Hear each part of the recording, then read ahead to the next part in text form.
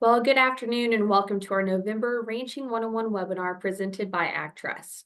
Today, you will hear from an industry expert and learn more about cattle nutrition, herd profitability, and uncover strategies to optimize feed efficiency, improve growth rates, and enhance overall herd performance. But before we start, please join me for a short message from AgTrust.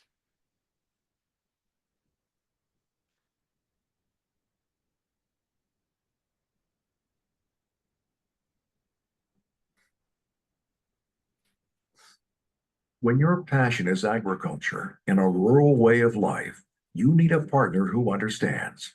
That partner is AgTrust Farm Credit, formed from two trusted farm credit associations. Our mission is to provide personalized financing tailored for full and part-time farmers, ranchers, agribusinesses, and rural homeowners. And because we live in the communities we serve, AgTrust Farm Credit is here to help you succeed.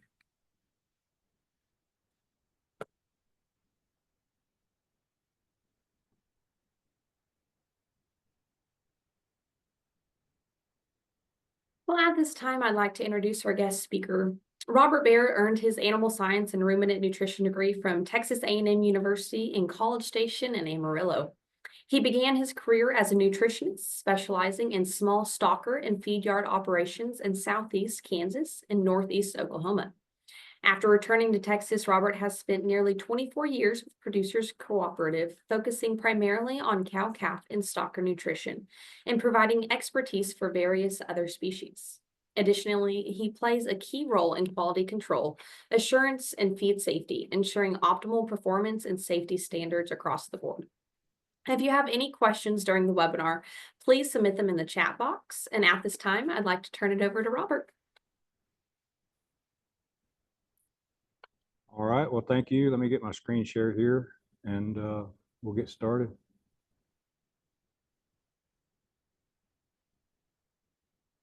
Is that showing up for everybody? Not yet. Oh, there you go. There we go. All right.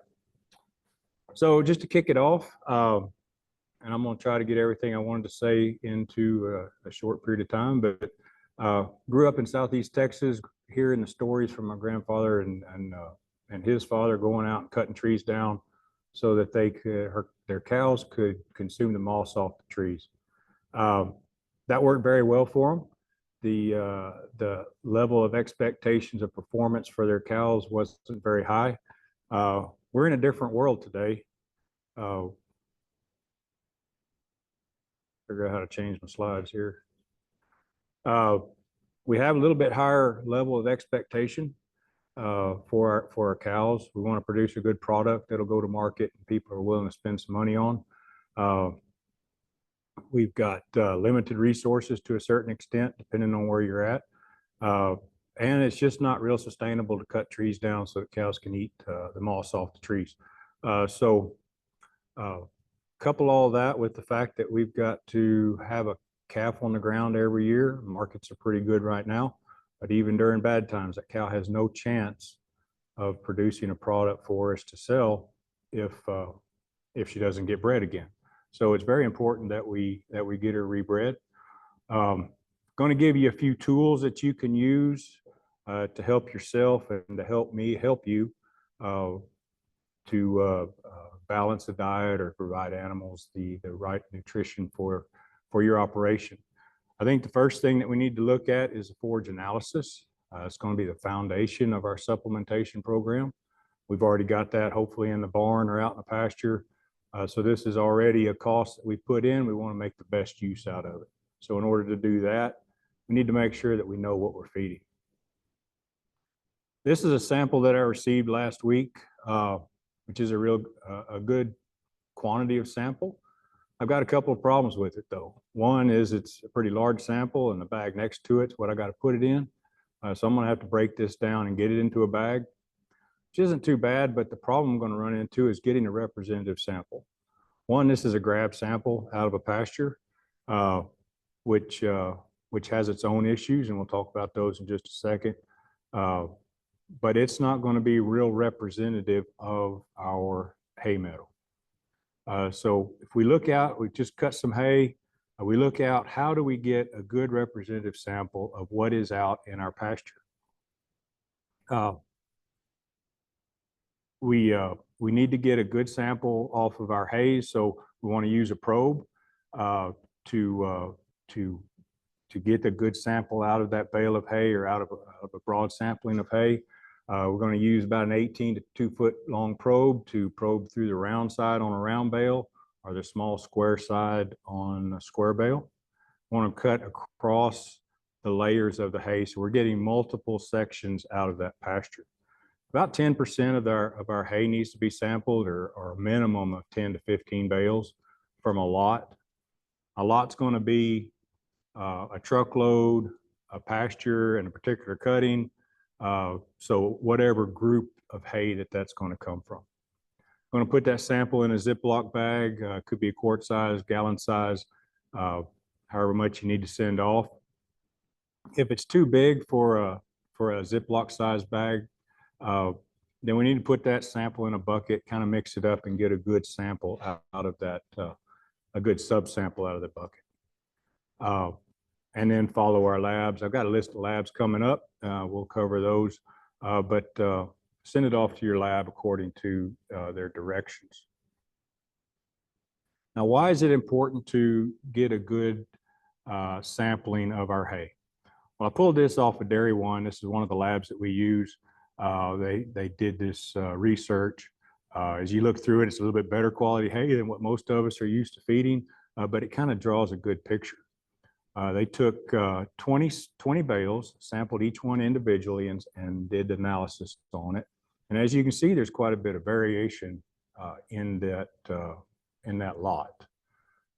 So if I'm selling you feed, I want to supplement based on the lower protein value, so I can sell you more product. It's going to be roughly 10% protein, we'll call it. But on the other end, you may want to supplement based on the number 8 there, that's almost 16% protein. But either way, one of us is going to be wrong when we start looking at what those bales average. The average if you average the 20 bales together, we're at 12% protein. And that matches up really good with the composite sample that they analyzed as well at 12.1%. There's little noise in the other values, but they're very close. They match up very nicely, especially when you compare them to the variation that's in the between bales. So I think it's real important that we get a good quality forage analysis. And this is a list of labs just for you to refer to that we've had good luck with, or we've talked to people that had good luck with them, and they can get you very good analysis. There are other labs out there. I'm not saying these are the only ones to use, but these are the ones that I'm familiar with. Regardless of where you send it, you're going to get a report back that's going to give you some information. Typically, they'll report it in both an as-fed and a dry matter basis. The dry matter basically removes that water, and there is some variation between lots and bales in the moisture content. So it's a lot more accurate to look at the dry matter and use that to compare different lots of hay. Beyond that, we've got crude protein, which is a very important number for us to use when we're formulating a diet. You'll also see adjusted crude protein on there. Sometimes if we put the hay up a little too wet, it'll go through a heat and we get some degradation or some cooking of the protein per se that makes it unavailable. So the adjusted crude protein would take that unavailable portion of protein out. So if there was a difference here, we'd use adjusted to formulate your supplementation program. But because they're the same here, we could use either one. ADF, or acid detergent fiber, NDF, neutral detergent fiber, those are measures of the different components of fiber. So we can use these values to determine digestibility and voluntary intake on these hays forages. We could also use digestible NDF to dig even deeper into the digestibility of those fibers to help us determine the quality if we're comparing different lots. Beyond that, we'll see percent TDN. So this is going to be our energy component of the hay. So this gives us an idea of what the energy is. When we look into requirement tables, we'll see a requirement for our cows for TDN. So we can use this to balance it in. There are other options measured or calculated from TDN. We got net energy for lactation, would be NEL, net energy for gain, NEG. We'd use those if we're dealing with dairy diets or grow yard finishing type diets, those kind of things. You'll also see some trace minerals and some macro minerals on here that may be useful if we're building a TMR, or total mixed ration. On forages, on grazing cattle, this may not be quite as important because typically we're going to provide mineral in another form, whether it's free choice or mixed into the feed. But we can use that analysis to determine how we need to feed your cattle. So I wanted to point out how hay can play into your decision making. So I just kind of have a couple of samples that we used that we sent off earlier in the summer and got them back. And I picked a pretty good quality, at least in my part of the world, it's relatively good quality hay at 8% protein, and then some pretty poor quality hay at 3.5. I wanted something that's going to show us a difference to kind of paint that picture. And I picked a cow that's pretty high in her requirements. She's hitting peak milk production. So she's going to require, based on a nutritional requirement table, she's going to require 3.3 pounds of crude protein and 18.5 pounds of TDN. Now, I made some assumptions with these hays. One is, and it's a bad assumption, but it works for my demonstration here. I'm assuming that they're going to eat the same amount of hay. Typically, cattle will eat better quality hays, better than the lower quality hays. Also, with supplementation, that's going to help us on intakes as well. But kind of ignoring those two components just to have this picture. So I'm assuming they're eating about 24 pounds of this hay. So this, on the better quality hay, this cow still needs 1.6 pounds of protein and 6 pounds of TDN. Rough numbers, that's about 7 pounds of a 20% protein supplement and almost 4 pounds of a 38. I do note that we'll be short on TDN, but I think in the real world, we're going to have a little bit better forage intake. We'll probably hit a lot of that requirement. Now I want to point out on the lower quality hay, she still needs we're looking at 13 pounds of a 20% supplement, 7 pounds of a 38. Is anybody going to feed that much? It's very unlikely. So we're going to be probably shorter on nutrients when you look at a real world situation. But what I want to point out is, based on what supplements are running in my neck of the woods, we're going to spend $1.20 more per head per day on the cow on the lower quality hays. And that's going to equate to roughly another $100 a ton that we could spend on hay. So what could we do with that $100 a ton? Could we fertilize better? Could we lose a little quantity in order to save some quality and bale that a little bit earlier in the season? Several things that we could do rather than spending it on feed. Another tool that I like to use is body condition. And it's basically just a visual determination of how much fat that animal is carrying. It's a measure of the energy stores. So think of her fat stores as a battery, and how much energy does she have left in her battery. It's more reliable than body weight, because if we had a set of scales, we'd have to disturb her, pull her out of the pasture, weigh her, and then her body weight's going to depend on how much muscle she has, whether she's pregnant, drank a lot of water, that kind of thing. So it's not as accurate as the visual appraisal of body condition. And it's a lot more convenient to body condition score your cows than it is to pull them up and weigh them. You don't need equipment. You can just do it driving past them in the pasture. Do it every day, every other day, how often or how little you want to. So it's a very convenient tool to use and very powerful when you give your nutritional professional a call, and you can provide him with that information of where you're at on your battery stores. We'll look at several places, and there are many pictures online if you wanted to hunt those up and and try to train yourself on doing this. Just takes a little bit of practice.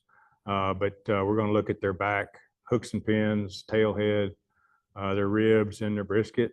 Those are very important places to look for fat deposition. Like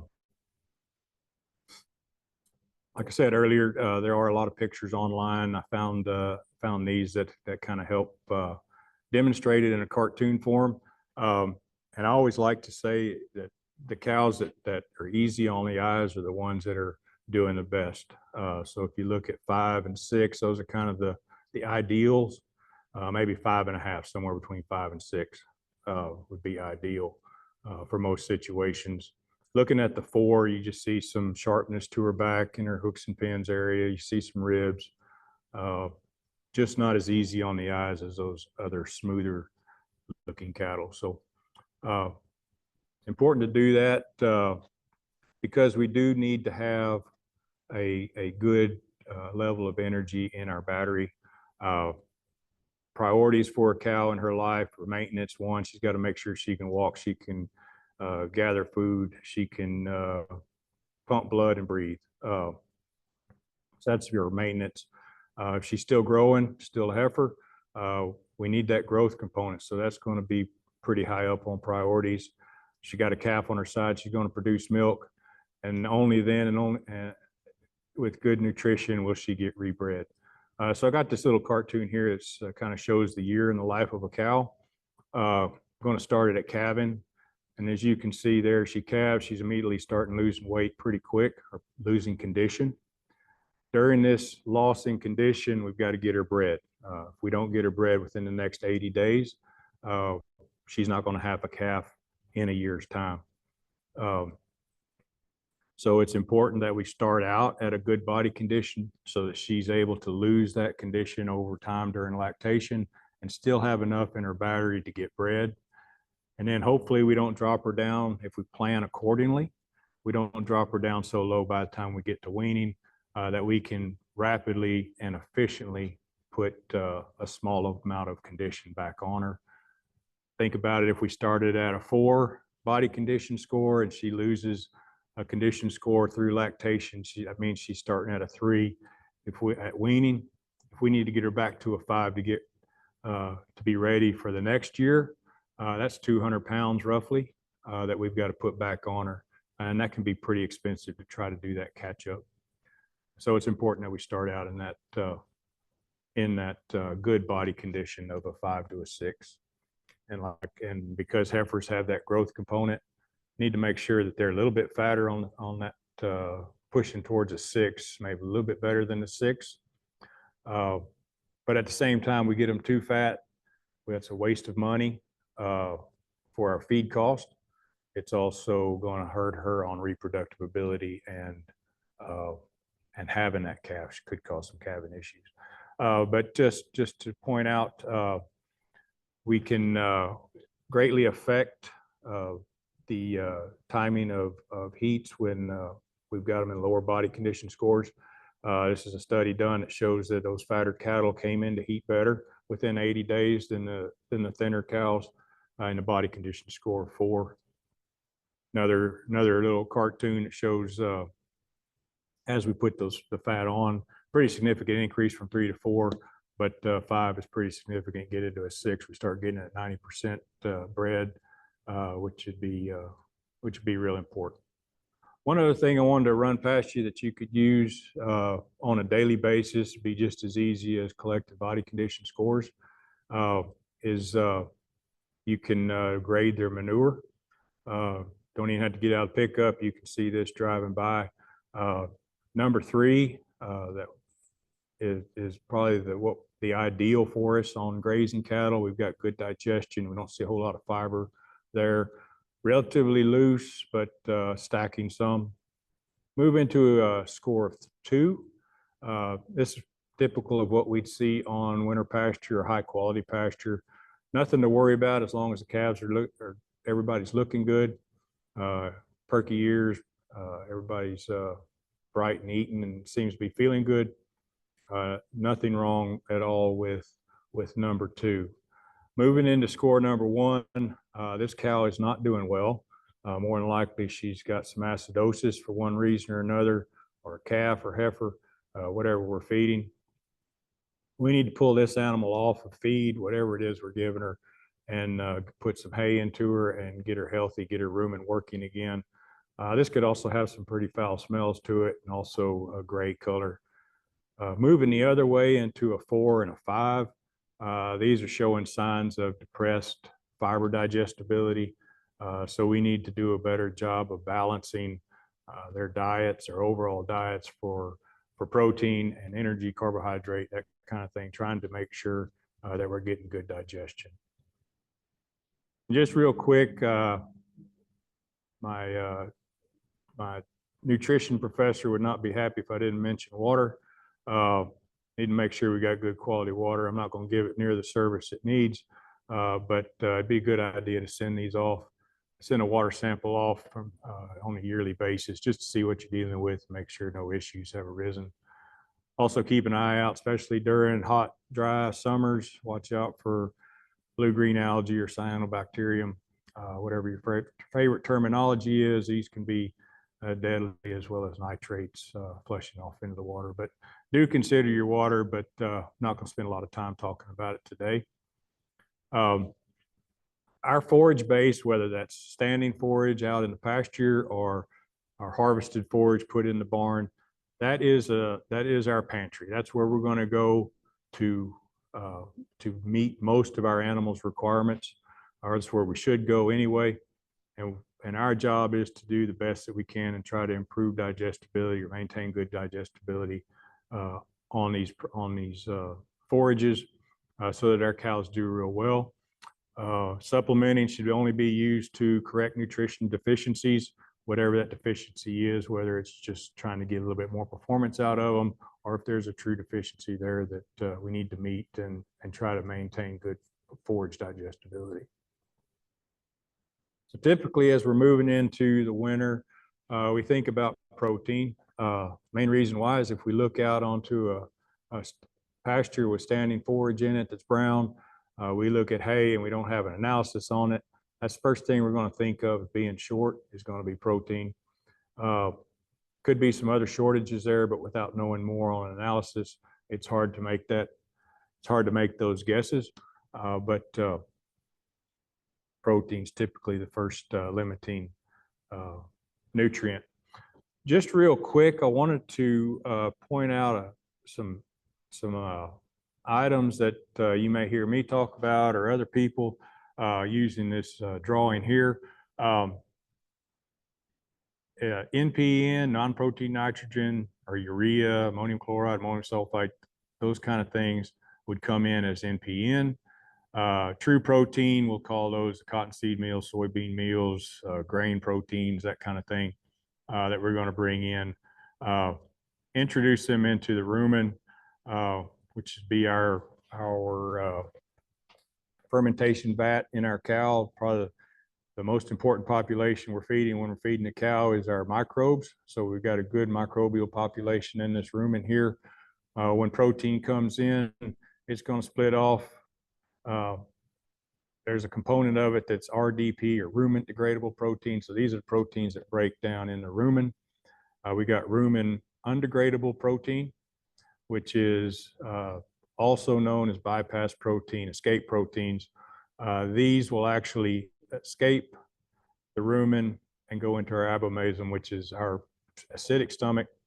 So these would be available further downstream to the cow. But in this talk, I think RDP is really important for us to hit on, where it breaks down into amino acids. The amino acids are used by the microbes to create microbial protein, which is basically just microbe bodies that get flushed into the abomasum and are become a very important protein source for our cows. With the NPNs, we bring those in, they break down pretty quickly into ammonia. Again, our microbes can use ammonia coupled with some carbon that they got from other food sources and make more microbes. Those microbes, again, can get flushed out. They can stay here in the rumen and do their job and help us break down the fibers that we're consuming. Any excess ammonia is going to be taken out and go to the liver, and then we can see some recycling coming back to the salivary glands. And so the whole chewing process brings down, or chewing the cud, rumination brings back some non-protein nitrogen back into the rumen. And that cycle continues. Anything extra gets excreted in the rumen. So whenever we feed protein as a supplement, we can improve, if we do it at the right level, we can improve forage digestibility. We can improve performance, whether that's improving the performance of our cows or improving performance of calves, and maintain good digestibility, maintain good energy intake into those animals. Sources of protein that we typically see, probably the most common are going to be vegetable sources. And in this part of the world, it's going to be cottonseed based. But any of the oilseed meals work: cottonseed, soybean, flaxseed, safflower, sunflower. All those work real well for protein source. And then some of our byproducts can be relatively high in protein. Distiller's grain is something that we use quite a bit of, that brings a fair amount of protein to our diets. Again, I've already talked about the non-protein nitrogen that microbes can use. That is something that only ruminants are able to utilize, because they do have those microbes in the rumen. There is some animal protein out there. We don't use much in cattle diets, just because it is relatively expensive, but they can be high quality and used if they're economical and, of course, safe to use. One thing about winter pasture, can be another source of important source of nutrients for us. They're made up of cool season annuals, typically high in protein and TDN, and we don't need to supplement a whole lot, if any, to maintain good performance. You might only need a mineral. If it starts to get a little short, you might bring in some energy supplement just to kind of stretch it out, but it does support relatively high gains. Cattle will be loose on it. We've got a lot of water, typically speaking, and a lot of protein going into the diet. So they will be loose, but like I said earlier, that's not much to worry about as long as everybody's healthy looking. Bloat's another issue that we can see on some of our winter pastures, and I think we can prevent a lot of that by filling them up before you put them out, and keep an eye on them for any bloat issues. Can't talk about protein without talking about energy. Like I said earlier, our primary source of energy for livestock, or for our cows, is going to be the fiber that we've got put up in the barn or standing out in a pasture. We could also bring in some grain, which a little bit is good, and a lot can hurt us on digestibility. For feeding some liquid feeds, they could bring a fair amount of sugar with them. So all of those are good energy sources. Fat's another good one. Can be 2.5 times the value of the same amount of grain, energy wise. Some of our byproducts bring some fat, and then liquid feeds and tubs also have some fat in them. We could add fat separately to our diets, but it does get relatively expensive. And most of the time, we don't need a whole lot of fat added to the diets on our grazing animals. Just wanted to point out, for some reason, my colors didn't quite translate from one slide to another, but this is a chart just kind of showing the effect of grain on a diet on a grazing animal. The red line is what we expect, and then the yellow line should be our actual, what we actually get. So as you see towards the bottom, a few pounds of grain to the diet kind of give us a bump over what we actually expect, or what we calculate gain to be. And then as we increase the grain, because we're actually hurting digestibility of our forages, we actually get a little bit less gain than what we anticipate. And then it comes back as we get closer to a higher 60, 70, 80% grain in the diet, that gets back to where we can actually do a good job with digestibility again. Just to point out that a little bit's good. So you get too much in the diet, we do hurt our forage digestibilities, and can hurt performance, depending on what our goal is. Some of our options as far as getting these nutrients into animals, I'm going to go through a few of those. And because of the name of this talk had to do with cake, and I've had a few questions from people, especially some of the younger people I work with, that want to know what cake is. At one time, we used presses to press the oil out of cottonseed. What was left behind was a cottonseed cake that was broken up and fed to cows. We've gotten a little bit more efficient at extracting oils than what we used to. We don't have it left in the meal, and it doesn't make a cake like it used to, but we can make a cube. It does make a very good cube. Cubes, regardless of what you use to make them out of, are very flexible. We can adjust intakes as needed. They handle easy. We can feed them on the ground because they are big enough to do that with. And some of the cons on those, of course, if we're feeding something on the ground, anything with fines or short cubes in it, it's going to be a potential waste or a lost cost. So we need to be careful about that. And then boss cows can be a real problem. So you got those cows that are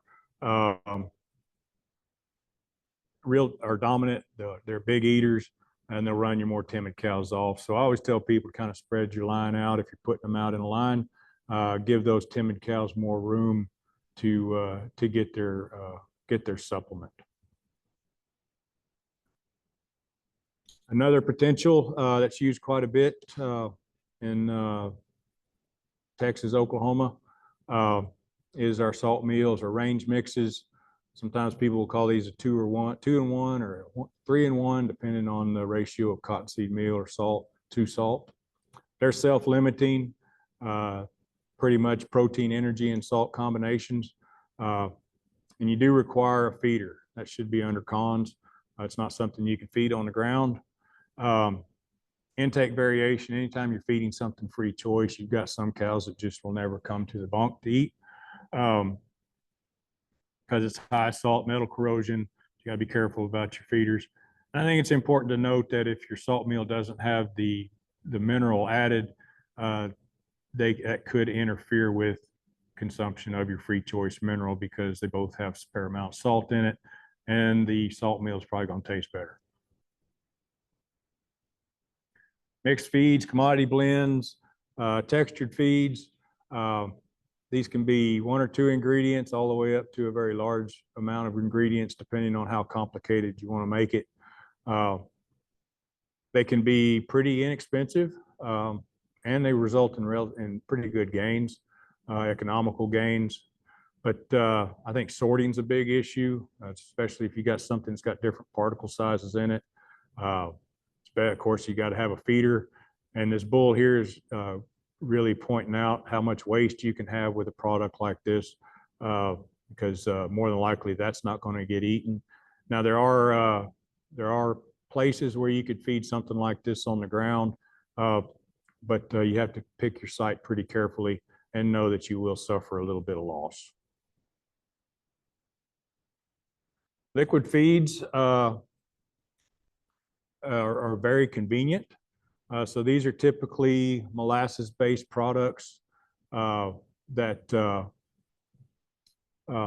or it could be corn steep liquor, some other liquids that they can use, fat sources that they can use to generate a feed supplement.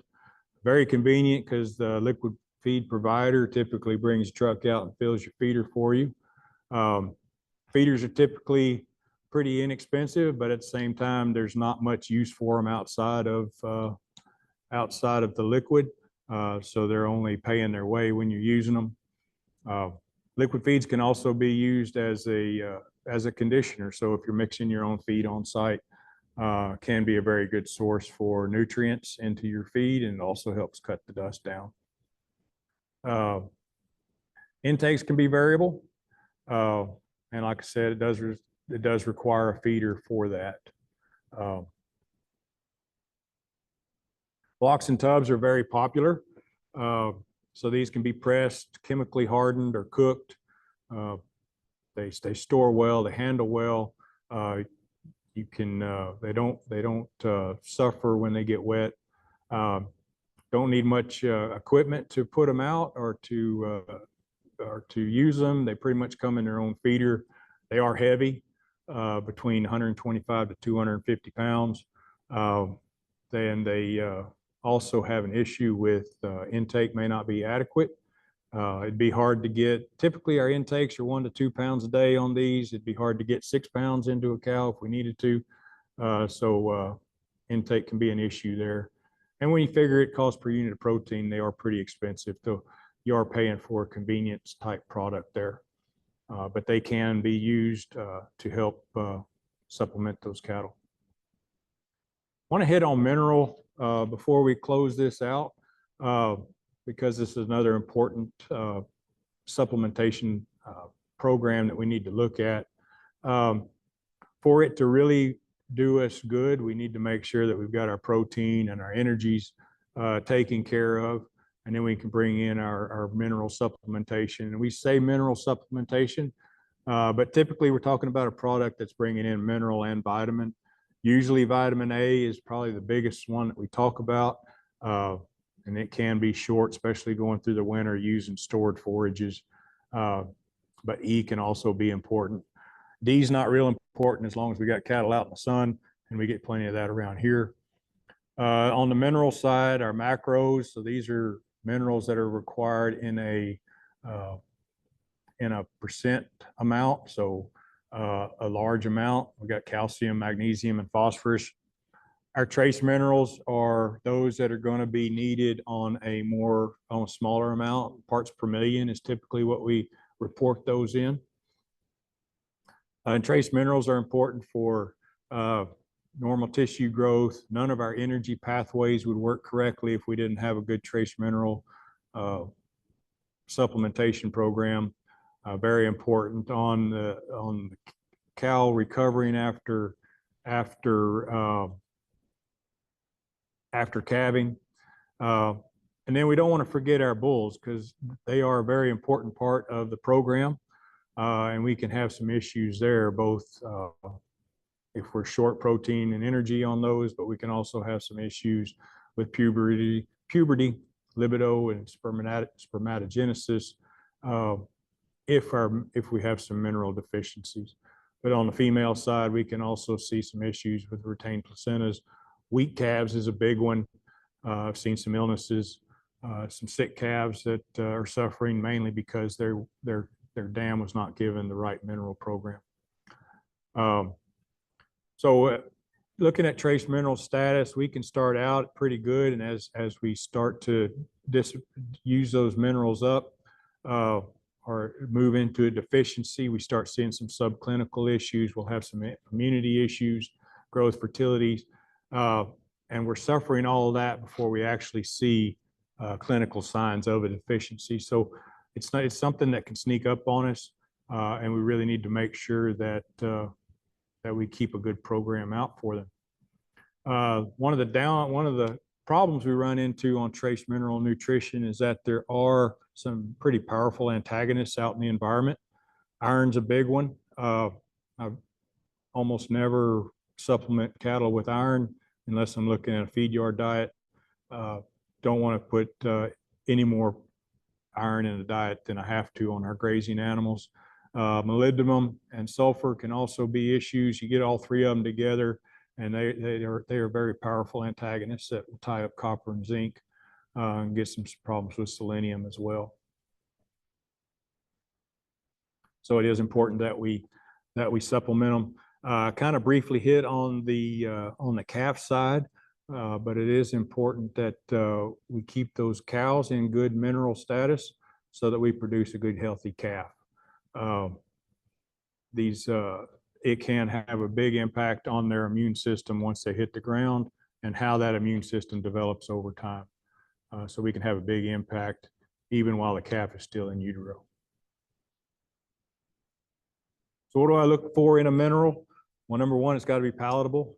You can have the best quality mineral out there for them. It's going to hit every target that you're trying to hit, but if they won't eat it, then it does you absolutely no good.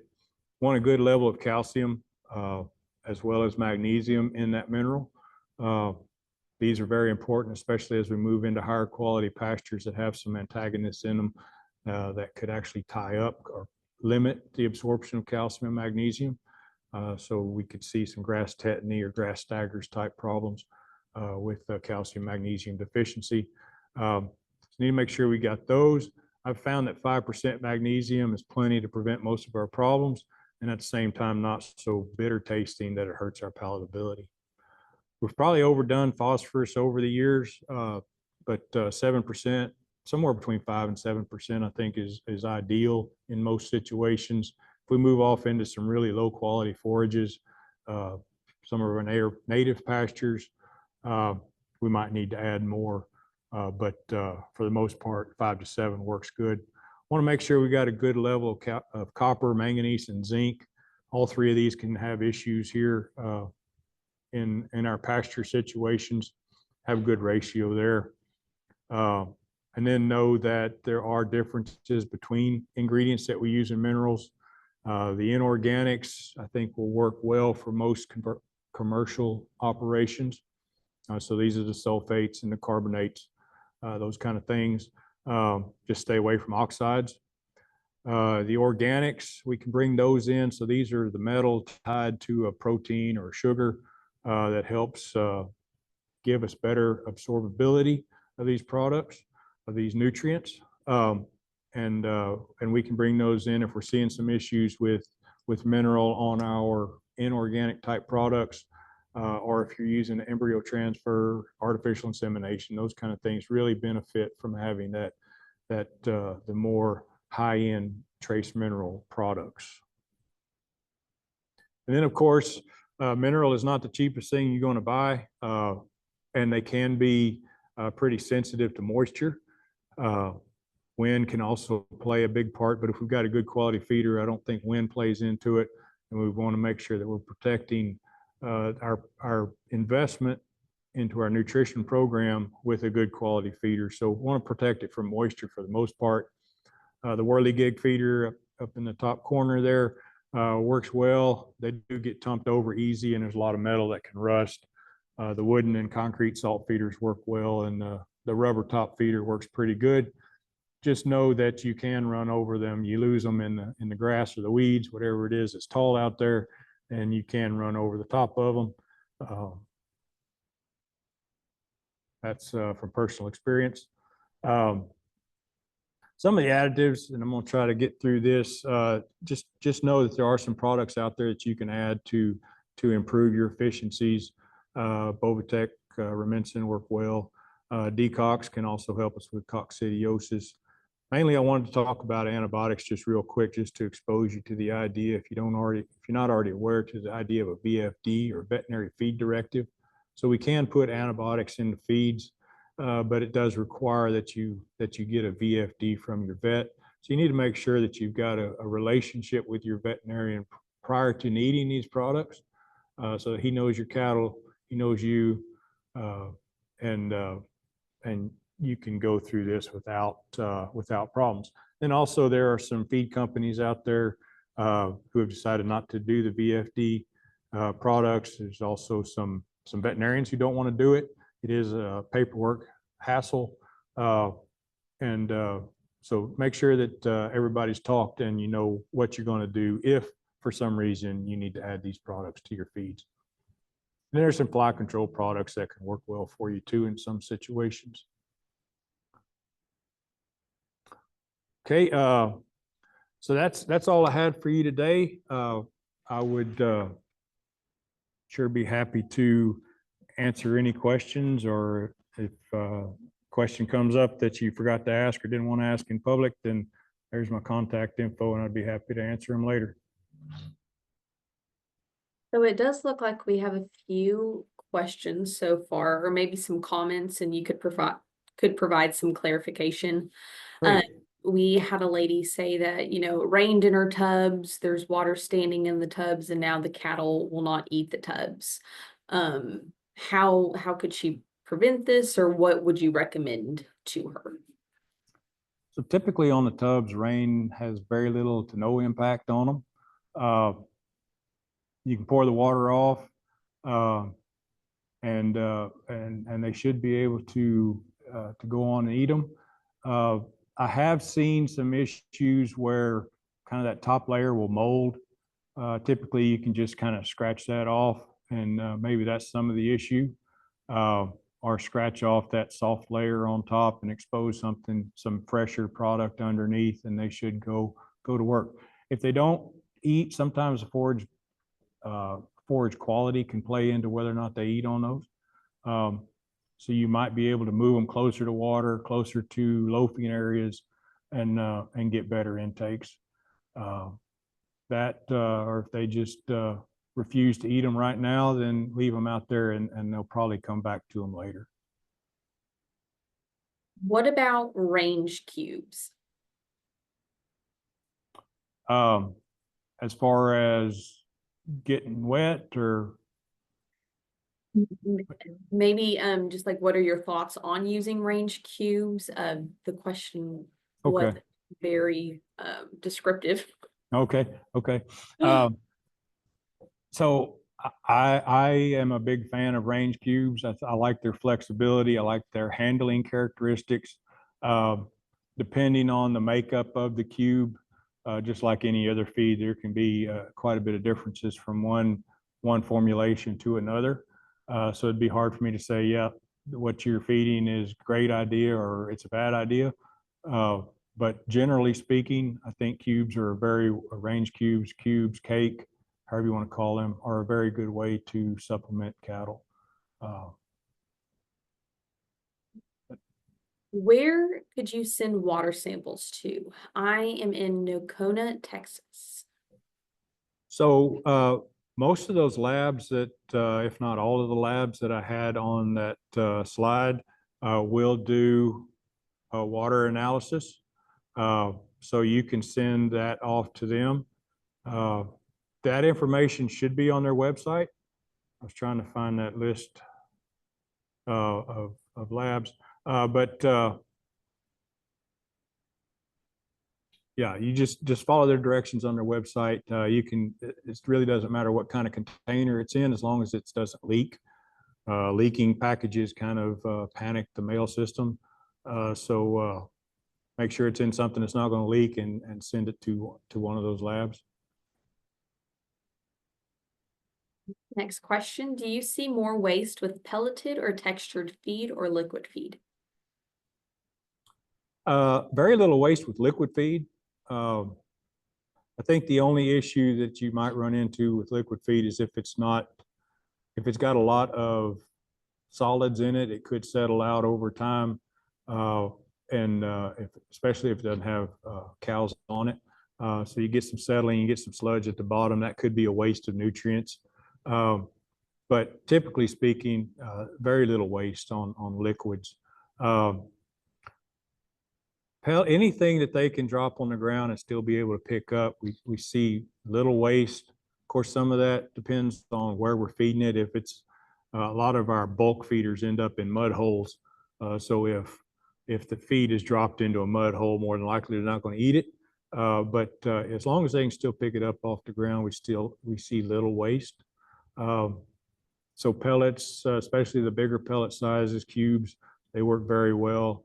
The textured feeds that are relatively coarse textured, that have a lot of, some have pellets and larger particle sizes in it, they can still pick a lot of that up too.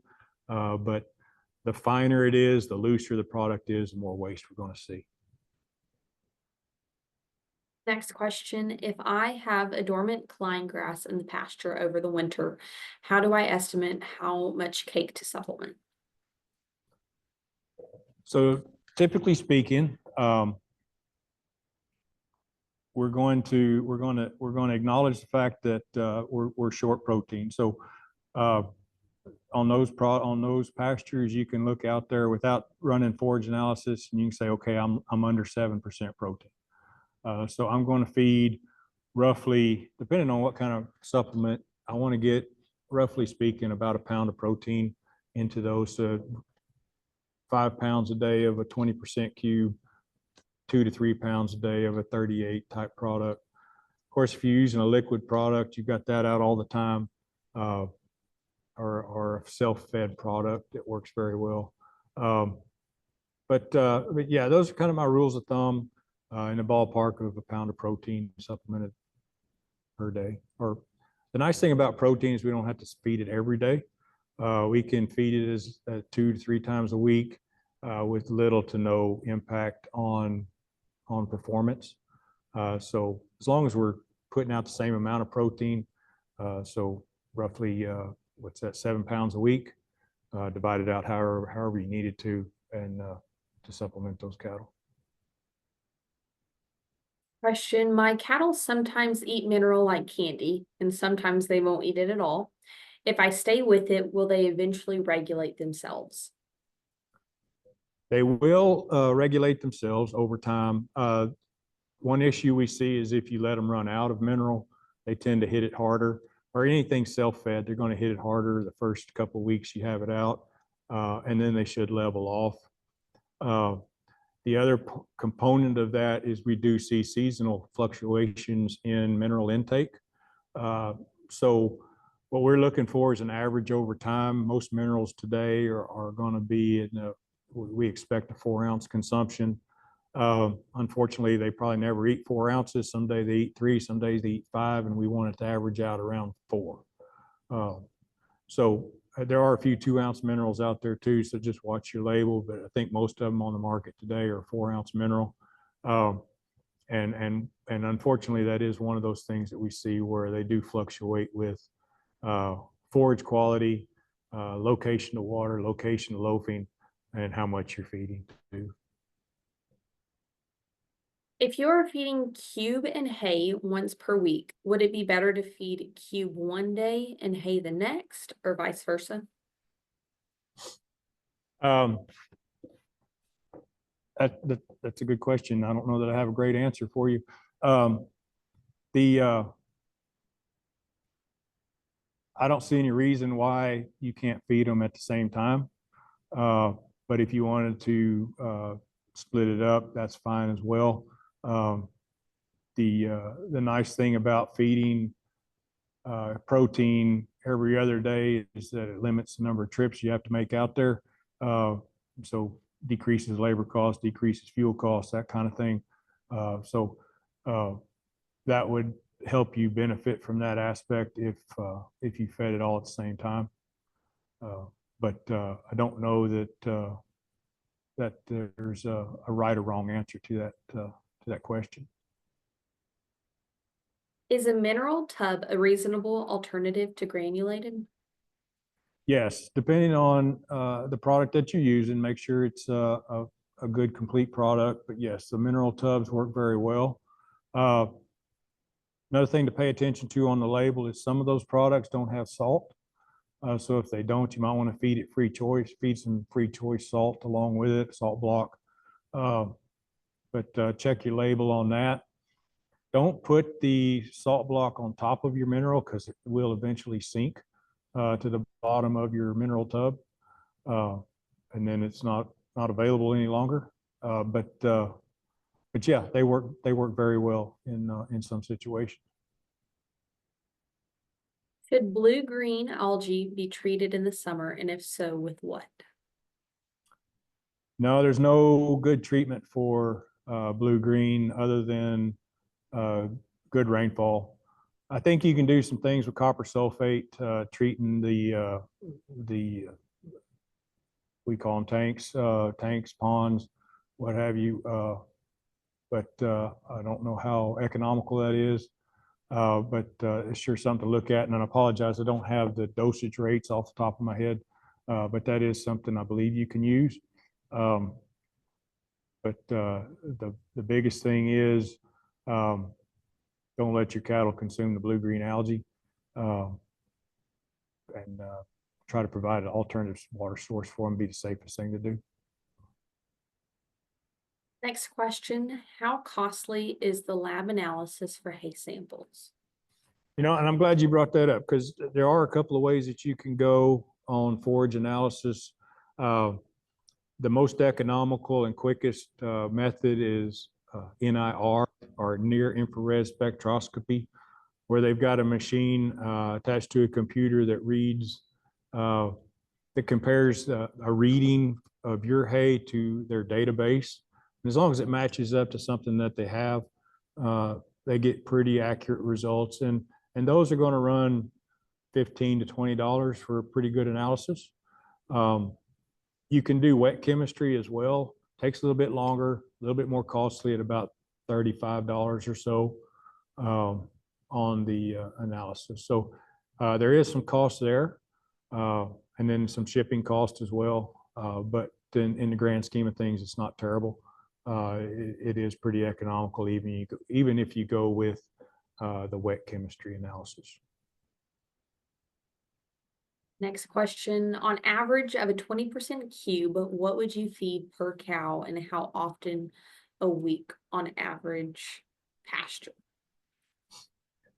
So some of that depends on the quality of the forage that we have, but if it's a low assumption, it's low quality standing forage, I'm going to recommend 4 to 5 pounds a day, depending on whether or not she's in milk, and getting close to a pound of supplemental protein into their diet.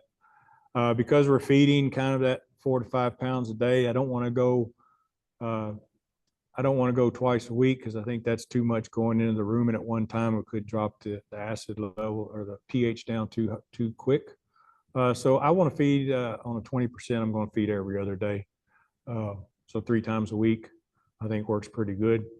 If you're feeding a higher concentration protein, you could feed more less often. But on a 20%, I think 3 times a week works pretty good.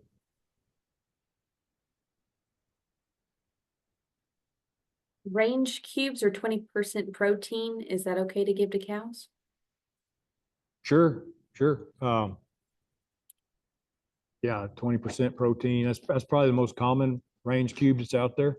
And then you've got everything from a 12 all the way up to, we used to have a 50% on the market. I'm not sure if it's still out there or not, but yeah, all of that would be safe for cows. How much protein supplementation do I give for prairie grass hay? Prairie grass can be pretty good and be pretty poor. I've seen some prairie grass run up to 9-10% protein, and I've seen others that run 3%. So, but assuming it's closer to what I've seen mostly, it'd be 9% protein. Pretty good quality product. I'm looking at 4 pounds, just off the top of my head, 4 pounds of a 20%. So roughly 0.8%, 0.8 pounds to a pound of supplemental protein a day. Do I need to feed cubes, provide liquid protein and minerals available for my cows, or can one of the above replace the other? So I think if you're feeding cubes, you don't need liquid in my opinion. I think it'd be overkill. The free choice mineral, I think, is a good choice to add in there. The one I guess asterisk I would add to that is check your cubes and see what kind of mineral package is coming with that. There are some pretty heavily fortified products on the market, and there are some that are not fortified at all. So take a look at your label, call your feed company if you need to, and see what kind of mineral package is already included. Could be a couple of things. One, you need to make sure you keep mineral out. 2, you may not need quite as much mineral, depending on what kind of supplement that you're using. And we'll answer a few more questions with a few more minutes left. How much of an advantage is the 100% extruded DDG range cube than the normal 20% because of the 7% fat? So let me start off with DDG, or distiller's grain, is a very good supplement for pasture. We've eliminated a lot of that issue that I showed on the slide, adding grain to the diet by running it through a fermentation process and eliminating most, if not all, of the starch that's in that product. So we can theoretically feed quite a bit of distillers and not have that negative impact on forage digestibility. So it works very well, and it brings a good fat level to the diet, which is a good energy source. I think sometimes we get wrapped up in where our energy is coming from. I think if we look at energy as a whole and not necessarily what the source is, maybe that would be a different discussion. But distiller's grain cube as a supplement is a very good supplement. But you can also get energy from if you got a little bit of grain in your cube or that kind of thing. So that fat component, or I think what I would do is figure out which one is going to provide you what you need, nutrients that you're looking for on pasture at the best cost. So typically speaking, unless you've got some high quality forage, protein is going to be our first one, and it's typically going to be our most expensive nutrient that we're solving for. So run the calculation, see which one's providing you the protein that you need at the most economical price, and then whether or not you need some energy to go along with that. You can add that into calculation, but figure out which one's going to give you the best bang for your buck. And I guess in my opinion, it's going to be protein on most of our dormant pastures and hays. And last question, how many pounds per day per cow for a 5 to 6 BCS score? How many pounds? I'm assuming how many pounds of feed to keep them in that condition. So it's going to be. I hate to do it, but that's going to be the standard nutritionist answer. It's going to depend. One, is that cow already in the right condition? Because that's going to take a whole lot less feed than if she's not in the right condition. Then we got to get her there. So it really depends on, focus on the quality of your forage, and then where she's at in her life stage. Is she lactating? Is she close up carrying a calf, or is she gestating and got quite a ways to go? Look at your requirements, and then find your supplement and base that off of what their requirements are. There are tables online that you can get on and find those and determine what you need to feed, or just about every feed supplier has a feed expert or has access to one. So give them a call, let them help you work through that, and try to dial it in. But that's one I'm not going to be able to answer specifically based on the information I have. Well, it appears we are out of time, so we just wanted to thank everyone who joined us today for our Ranching 101 webinar. We hope everyone has a great afternoon, and we look forward to seeing you all on December 17th for our last Ranching 101 webinar of the year. It'll be over planning for the next generation, what to keep in mind. Thanks so much for joining us today. Have a good one.